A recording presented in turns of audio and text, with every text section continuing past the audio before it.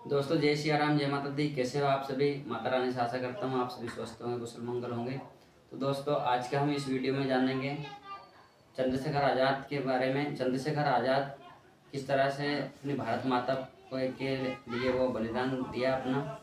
दोस्तों दिन था 27 फरवरी 1931। 27 फरवरी 1931 के दिन सुखदेव और चंद्रशेखर आज़ाद दोनों अल्फ्रेड पार्क में बैठे हुए थे। और दोस्तों जैसे ही अल्फ्रेड पार्क में बैठे हुए थे तभी अंग्रेज के सिपाहियों ने उनको पहचान लिया और गुप्त सिपाही के द्वारा अंग्रेज के लोगों को उनकी जानकारी दे दी गई। और दोस्तों अंग्रेजों ने उन पर पूरी जाल बिछा दी, पूरे अल्फ्रेड पार्क को घेर लिया था। और कैसा अल्फ्रेड पार्क में नज़ारा होगा हम सिर्फ कल्पना ही कर सकते हैं।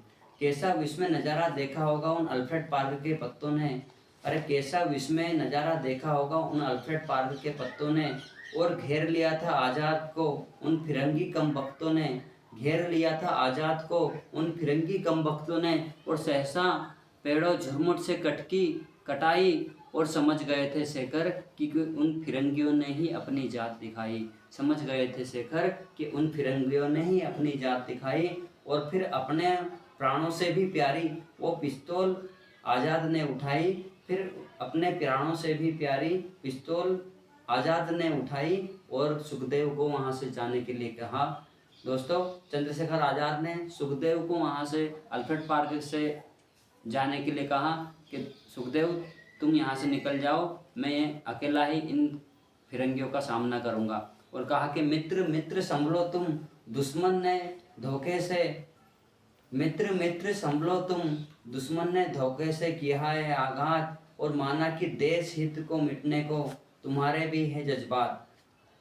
दोस्तों चंद्रशेखर आज़ाद ने सुखदेव से जब जाने के लिए कहा तो सुखदेव ने वहाँ से जाने के लिए मना कर दिया। उन्होंने कहा कि आज़ाद जी मैं आपको यहाँ पर अकेला नहीं छोड़ सकता, है ना। ऐसे हालात में इन इतने सारे सैकड़ों फिरंगियों के बीच में मैं आपको ऐसी कंडीशन में छोड़ कर के जाना मेरे लिए उचित नहीं है, यह अच्छा नहीं है। मैं यहाँ से नहीं जाऊँगा तुम्हें अकेला छोड़ कर के।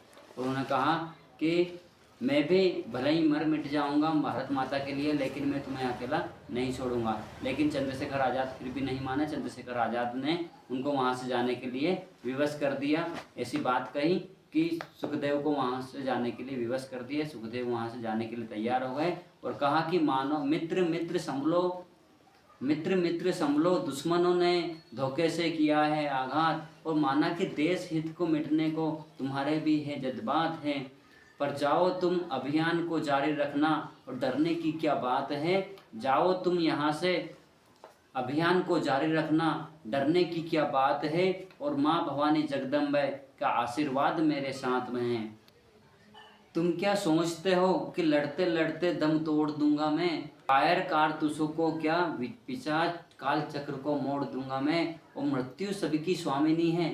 अरे मृत्यु सभी की स्वामिनी है, उसका भी यह भ्रम तोड़ दूंगा मैं। माँ जगदम्बा का बेटा, माँ भारती का बेटा अकेला अल्फ्रेड पार्क में दहाड़ रहा था और देव असुर संग्राम में इंद्र ऐरावत इंकलाबी भाषा सिंगार रहा था। नील गगन में दिनकर भी अस्ताचल की ओर बढ़ रहा था और भारत माता का अकेला शेर सैकड़ों भेड़ियों से लड़ रहा था। हौसला था, जज्बा था। अरे हौसला था, जज्बा था, जुनून था। और हार कैसे मान लेता, हिंदुस्तानी खून था। एक बार फिर मृत्यु ने भाग्य को धोखा दिया। अरे एक बार फिर मृत्यु ने भाग्य को धोखा दिया और पिस्तौल की अंतिम गोली ने आज़ाद को चौंका दिया। पिस्तौल की अंतिम गोली ने आज़ाद को चौंका दिया। दोस्तों लड़ते लड़ते आज़ाद की जितनी भी गोलियां थी उन सारी गोलियां ख़त्म होती जा रही थी और अंतिम गोली अब आज़ाद की पिस्तौल में रखी थी।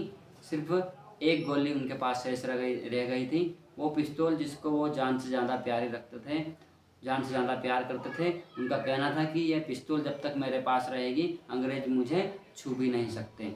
और उस पिस्तौल का नाम था दोस्तों बलक बुखारा। आज़ाद की पिस्तौल का नाम था बलक बुखारा। उस बलक बुखारा में आज सिर्फ अंतिम गोली शेष रह गई थी। तो दोस्तों अब अंतिम क्षण आ चुका था।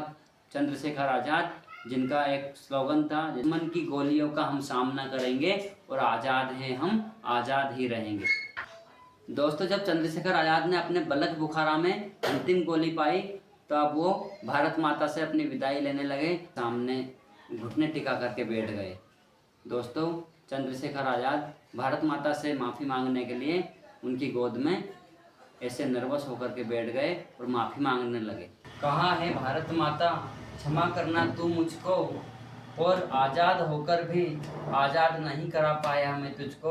हे भारत माता, क्षमा करना तू मुझको, और आज़ाद होकर भी आज़ाद नहीं करा पाया मैं तुझको। अरे थर्रा उठा था काल पुरुष भी, थर्रा उठा था काल पुरुष भी, जब आने वाले पल को भांपा, और त्रिवेणी का संगम सहम गया, और धरती डोली अंबर था कांपा।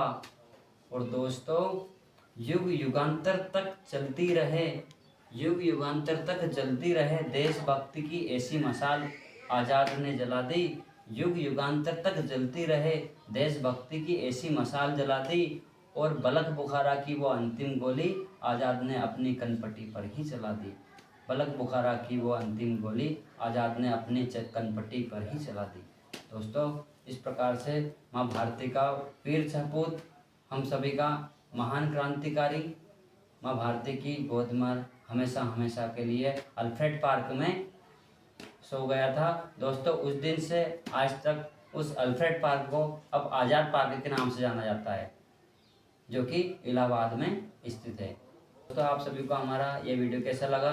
चंद्रशेखर आज़ाद से जुड़ा हुआ ये वीडियो आप सभी को अपने अपने देशभक्ति भाव को जगाने में जरूर सुने आप।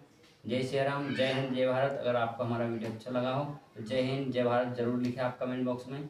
जय श्री राम।